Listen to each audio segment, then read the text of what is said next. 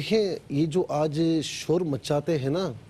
کہ انسانیت ہیومینٹی یہ کیا یہ اس پر شور مچایا جاتا ہے صحیح تو یاد رکھنا کہ زمانہ جاہلیت میں حضور نبی کریم علیہ السلام کی آمد سے پہلے نا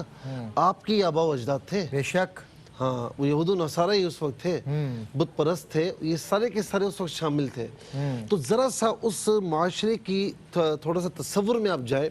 اور اس معاشرے کو دیکھیں کہ اس میں کیا کیا خرابیاں انسان ہونے کے اعتبار سے رائج تھی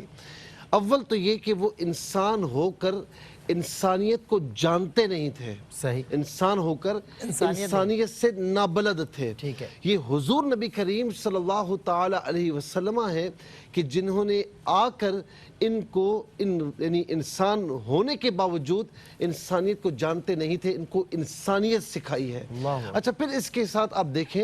کیا اس وقت غلاموں کو اتنا ظلم و ستم کا نشانہ نہیں بنایا جاتا تھا غلاموں کو اتنی تکلیفیں دیا کرتے تھے ہر کام ان سے لیا کرتے تھے اور کسی قسم کا آزادی کا تصور نہیں تھا جی میں اسی پر آ رہا ہوں اسی پر انشاءاللہ اجرت دی نہ دی اچھا اجرت دی نہ دی اسے لٹکا کر رکھا کام اس سے لیا جانوروں والے کام ان سے لیے اچھا آزادی کا کوئی تصور نہیں تھا یہ جو بعض اوقات کہا جاتا ہے نا کہ اسلام میں غلامی کا تصور کیوں ہے اسلام میں غلامی کا تصور نہیں ہے غلامی کا تصور پہلے سے تھا اسلام نے غلامی کے تصور سے انسان کو نکالا ہے اللہ تبارک و تعالیٰ کے پیارے محبوب علیہ السلام نے انسان کو انسانوں کی غلامی سے نکال کر اللہ تبارک و تعالیٰ کی عبدیت میں دیا ہے سبحان اللہ کہ یہ غلام ہے کہ وہ معبود ہے اور تو غلام ہے اس کا تو بندہ ہے اس کا اور کوئی تیرا وہ معبود کیا ہمارے سامنے مثال امیہ بن خلف کی نہیں کہ بلال رضی اللہ تعالیٰ عنہ پر کتنا ظلم و ستم کیا کتنے ظلم و ستم کا نشانہ بنایا لیکن بالآخر آغوش اسلام میں آئے حضور نبی کریم علیہ السلام کی غلامی میں آئے اور آقا علیہ السلام کی کرم نوازیاں دیکھیں کہ سیدنا صدیق اکبر رضی اللہ تعالیٰ عنہ سے فرمایا کہ ان کو خرید کر آزاد کیا جائے اور آزاد کیا گیا اور اس کے بعد دیکھیں بظاہر ایک بے قیمت غلام تھے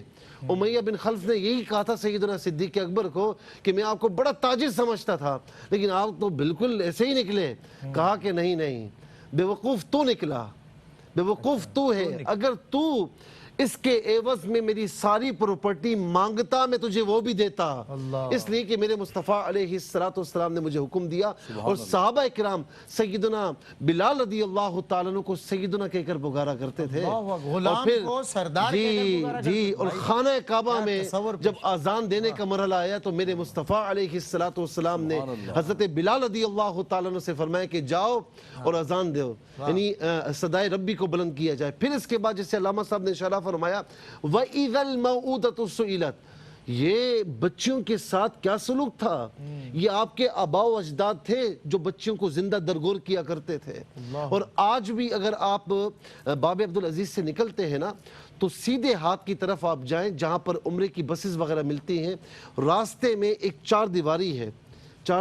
وہاں پر دروازے پر یہ لکھا ہوا ہے کہ یہ وہ مقام ہے کہ جہاں زمانہ جاہلیت میں بچیوں کو زندہ درگور کیا جاتا تھا اللہ اکبر آج بھی وہ مقام میں نے اپنی آنکھوں سے دیکھا ہے یہ بچی روز قیامت کہے گی نا کہ بِأَيِّ ذَنْبٍ قُتِلَتْ مجھے کیوں قتل کیا گیا کیوں مارا گیا کتنے واقعات دل دہلانے دینے والے کہ جنہوں نے کیے تھے اور بعد میں اسلام میں داخل ہوئے اور ان کو معافی ملی ہے تو یہ بچیوں کو عزتیں کس نے دی خواتین کا حال کیا تھا کیا آپ نہیں جانتے کہ تاریخ میں کیا درج ہے نکاح کا تصور کیا تھا یعنی آپ یوں سمجھ لیجئے کہ خواتین پاؤں کی جوتی بھی انہیں نہیں سمجھا جاتا تھا یہ میرے مصطفیٰ صلی اللہ تعالیٰ علیہ وسلم ہیں کہ جنہوں نے آ کر اس معاشرے میں کہ جب خواتین کو منحوس سمجھتے تھے اس معاشرے میں فرمایا کہ فاطمہ تو بضعۃ منی کہ فاطمہ میرے جگر کا ٹکڑا ہے تو میں کیا کیا مثالیں آپ کو دوں میں یہ کہوں گا کہ کافر کی ہے یہ پہچان کہ وہ آفاق میں گم ہے مومن کی یہ پہچان کہ گم اس میں ہے آفاق کیا بات ہے